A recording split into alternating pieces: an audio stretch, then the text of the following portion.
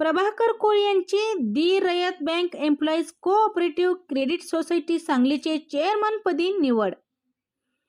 Banking क्षेत्रात दीर्घ अनुभव असलेले प्रभाकर कोळी यांची नुकताच the Rayat bank employees cooperative credit society सांगलीचे चेअरमन म्हणून निवड करण्यात आली आहे.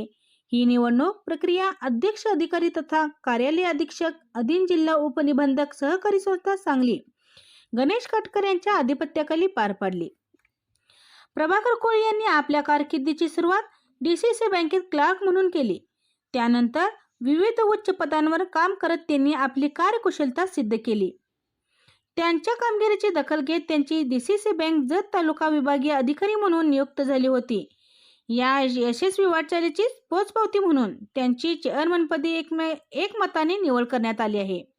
या निवडीमुळे सांगली जिल्ह्यात तसेच जत तालुक्यात कोळी यांच्या मित्रपरिवार, सहकारी आणि विविध संघटनांतर्फे अभिनंदनांचा वर्षाव होत आहे.